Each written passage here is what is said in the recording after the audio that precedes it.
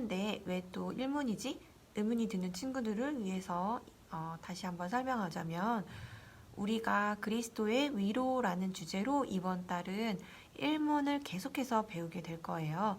그럼 오늘도 전도사님 기도하고 시작하도록 하겠습니다. 사랑의 하나님, 저희들 또 이렇게 하나님의 말씀을 배웁니다. 하나님, 우리가 상황이 어떠하든지 간에 하나님의 오르심, 하나님의 신실하심, 하나님이 실수가 없으심을 믿고 의지하며 하나님을 신뢰하며 나아가는 우리의 믿음의 경주가 되는 시간들 되어줄 수 있도록 인도하여 주시옵소서. 예수님의 이름으로 기도드립니다. 아멘. 자, 그러면 오늘도 전도사님이 질문하면 여러분들이 답을 해주세요. 먼저 1문 질문하도록 하겠습니다. 살아서나 죽어서나 당신의 유일한 위로는 무엇입니까? 살아서나 죽어서나 나는 나의 것이 아니오. 영혼도 나의 신실한 구주 예수 그리스도의 것입니다. 그리스도께서는 그의 보혈로 나의 모든 죄값을 완전히 치르고 나를 마귀의 모든 권세에서 해방하셨습니다. 또한 하늘에 계신 나의 아버지의 뜻이 아니며 머리털 하나도 땅에 떨어지지 않도록 나를 보호하시며 참으로 모든 것이 협력하여 나의 구원을 이루도록 하십니다. 그러함으로 나의 성신으로 그분은 나에게 영생을 확신시켜 주시고 이제부터는 마음을 다하여 즐거이 그리고 신속히 그를 위해 살도록 하십니다. 아멘. 잘했어요.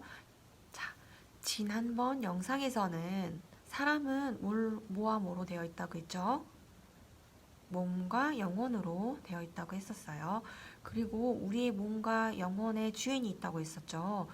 우리 그리스도, 우리 하나님이 우리의 만드신 목적이 또 있다고 했어요. 우리의 몸과 영혼을 그추신 목적이 하나님을 기뻐하고 하나님을 기쁘시게 하고 또한 그를 영화롭게 하는 것이 우리의 목적이다라고 얘기했었어요.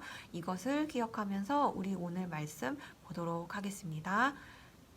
디모데후서 4장 1절에서 8절 말씀입니다. 하나님 앞과 살아있는 자와 죽은 자를 심판하실 그리스도 예수 앞에서 그가 나타나실 것과 그의 나라를 두고 엄히 명하노니 너는 말씀을 전파하라.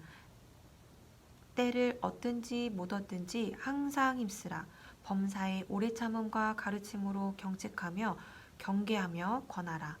때가 이르리니 사람이 바른 교훈을 받지 아니하며 귀가 가려워서 자기의 사욕을 따를 스승을 많이 두고 또 그 길을 진리에서 돌이켜 허탄한 이야기를 따르리라. 그러나 너는 모든 일에 신중하여 고난을 받으며 전도자의 일을 하며 내 직무를 다하라. 전제와 같이 내가 벌써 부어지고 나의 떠날 시각이 가까웠도다. 나는 선한 싸움을 싸우고 나의 달려갈 길을 마치고 믿음을 지켰으니 이제 후로는 나를 위하여 의의 면류관이 예비되었으므로 곧 의로우신 재판장이 그 날에 내게 주실 것이며 내게만 아니라 주의 나타나심을 사모하는 모든 자에게도니라. 아멘. 자, 먼저 성경을 읽을 때에는 중요하게 봐야 할 것이 있어요. 그게 뭐냐 하면 1차 독자가 누구인지, 누가 누구에게 쓴 것인지 하는 거예요. 자, 디모데후서는 저자가 누구일까요? 디모데가 나오니까 디모데일까요? 바울이 디모데에게 쓴 글이에요. 먼저는 1차 독자가 디모데겠죠. 지금 상황을 보니까 굉장히 긴박해 보여요. 바울이 순교하기 몇 주 전, 아니 며칠 전일 수도 있어요. 그 전에 영적인 아들 디모데에게 당부하고 있어요. 죽기 전에 남기는 말이니까 얼마나 중요한 말이겠어요? 그러면은 먼저 1절을 보도록 하겠습니다. 산자와 죽은 자를 심판하러 오실 예수님. 예수님은 다시 오세요. 산자와 죽은 자 가운데 반드시 오세요. 친구들, 먼저 우리가 죽으면 어디로 가게 되죠? 두 군데밖에 없어요. 그래요. 천국과 지옥. 그러면 지옥이나 천국을 가게 되는데 예수님 믿는 사람은 어디로 가게 되죠? 천국에 가요. 그러니까 우리가 죽음을 맞이하게 된다면 죽음을 맞이하게 될 때만 우리의 몸과 영혼이 분리가 돼요. 우리의 몸과 영혼이 분리가 되면 몸은 흙으로 돌아가고 또 우리의 영혼은 어디로 가죠? 하나님 만나게 되죠. 그런데 예수님께서 다시 오시게 되면 우리는 이제 새로운 몸을 입어요. 완벽한 몸을. 이전과 다른 새로운 몸을 우리가 입게 돼요. 자, 그러니까 우리의 영혼이 구천을 떠돌아 다닌다든지 귀신이 된다든지 이거는 말이 안 되는 얘기고요. 사람은 죽어서 귀신이 되는 것이 아니에요. 귀신은 사람이 죽어서 귀신이 되는 것이 아니고 사탄의 졸개 같은 그런 거예요. 자, 그러니까 예수님은 반드시 오신다. 다시 오시는데 그 다시 오실 예수님을 기다리며 우리는 무엇을 해야 할까요? 여러분, 예수님을 기다리면서 우리는 무엇을 하면 좋을까요? 생각해 봤어요? 자, 그럼 2절을 보니까 이렇게 나와요. 말씀을 전파해요. 때를 얻든지 못 얻든지 라고 나와 있네요. 이 말씀은 전하고 싶든지 그렇지 않든지 생명의 위험이 가해지거나 혹시라도 내가 이 말씀을 전하면 복음을 전하면 나에게 불이익이 떨어진다. 그러면은 안전하고 싶을 수 있잖아요. 사람 마음에. 하지만 그런 모든 상황과 상관없이 담대하게 선포하라는 거예요. 또 복음을 전하는데 사람들은 어떻게 할까요? 거부해요. 안 들어요. 자, 그래서 그래도 그러면은 우리가 포기해야 될까요? 그게 그렇지 않아요. 여기 성경에 뭐라고 나와 있냐면 오래 참고 가르쳐요. 오래 참고. 오래 참는 것은 예수님께서 우리 하나님께서 먼저 우리에게 행하신 일이에요. 오래 참고 기다리셨죠. 우리는 그 모습을 닮아서 우리가 복음을 전파할 때 듣든지 안 듣든지 오래 참으면서 가르치는 거예요. 3절을 보니까 귀가 가려워서 자기의 사역을 따를 스승, 그러니까 간지러운 부분을 긁어줄 그 본능에 충실한 이야기들은 듣는 거예요. 듣고 싶은 교훈만 따라요. 복음은 우리에게 너무나도 기쁜 소식이지만 또한 사람들에게는 듣기 싫은 소식일 수 있어요. 왜냐하면 너희는 모두 죄인이야. 회개해야 돼. 예수님 없이는 살 수 없어. 비참한 존재야. 정말 요즘 말로 그야말로 뼈 때리는 말이에요. 하나님의 말씀은 골수를 쪼개기까지 한다고 하잖아요. 그러니까 정말 그 진리로 팩폭 당한 거예요. 그러니까 이 사람들은 그런 말을 듣고 싶지 않아요. 나는 죄인이 아니야. 나는 회개할 필요가 없어. 난 그 누구도 필요하지 않아. 난 나 혼자도 잘 할 수 있거든. 이런 마음을 가지고 있으니 그 진리의 말씀이 들려질 때 스데반처럼 옳은 말을 하는데도 불구하고 돌로 치기도 하고 듣지도 않고 돌이키지 않고 이런 일들이 일어나겠죠. 그래서 복음은 진리임에도 불구하고 허탄한 이야기. 자, 이 허탄한 이야기를 원어로 보면 뭐냐 하면 신화예요. 허탄한 신화는 따르고 복음은 거부해요. 우리나라도 지금 상황도 마찬가지죠. 뭐 예를 들어서 뭐 내려오는 그런 미신 같은 거 있잖아요. 뭐 빨간 펜으로 이름을 쓰면 안 된다든지, 뭐 문지방을 밟으면 안 된다든지, 뭐 또 이름을 바꾸면은 앞으로 뭐 미래가 잘 된다든지, 뭐 그런 것들. 그런 것들이나 내가 듣고 싶고 내가 뭔가 바라는 것, 이루고 싶은 것, 이런 것들에 대한 것들을 말해주면 그런 교훈은 듣는데 하나님의 말씀의 그 교훈은 거부해요. 그러면은 우리가 그 거부하는 사람들을 포기하면 될까요? 그렇게 살아라 하고 말면 될까요? 그럼에도 불구하고 우리는 우리의 직무를 지켜야 해요. 우리 사명이 뭐죠? 하나님의 진리의 복음을 전하는 일. 이것을 어떻게 전할 것인가 하는 거예요. 그런데 어떻게 전할 것인지 나와 있어요. 뭐라고 나와 있었죠?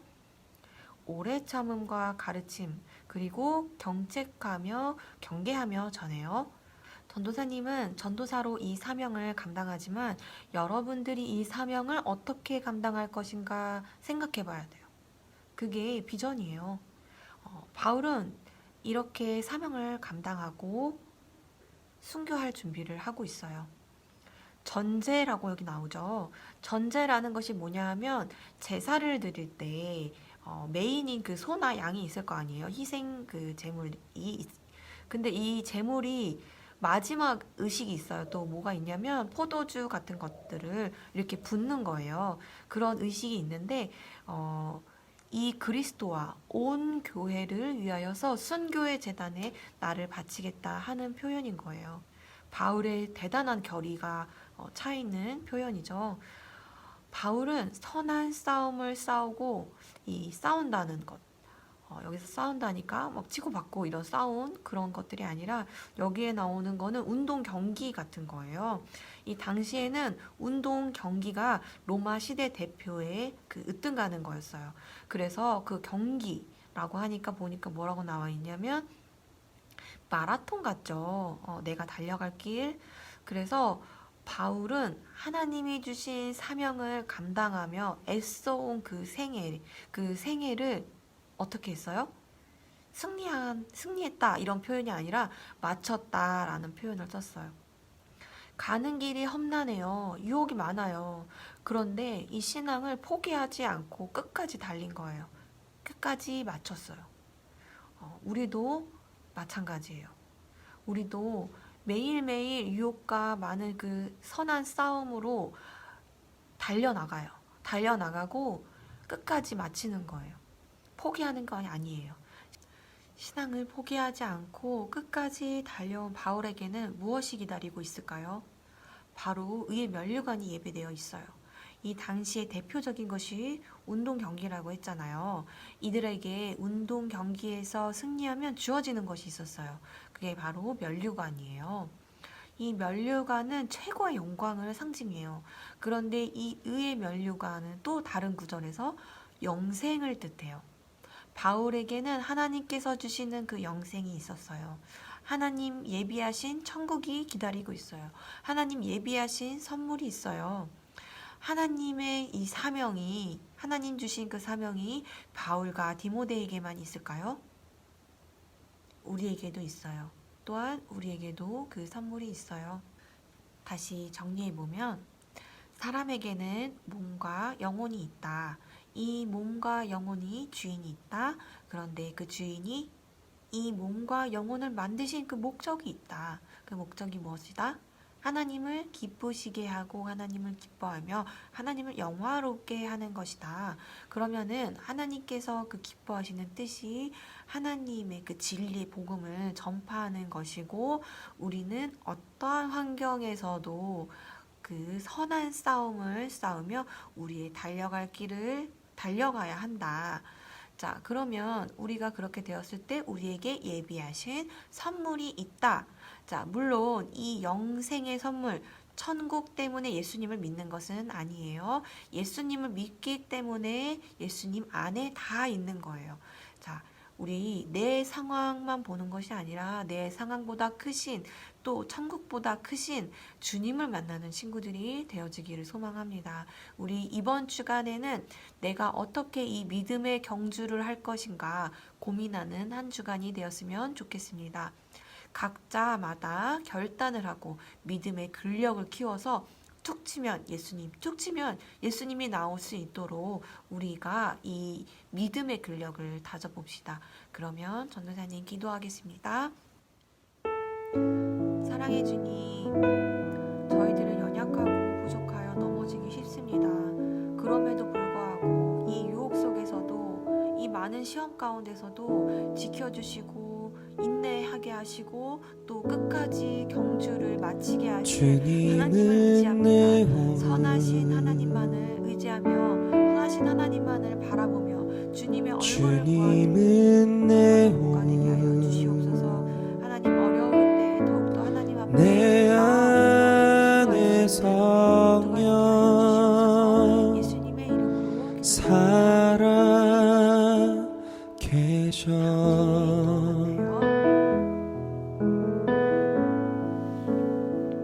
말씀은 내 양식,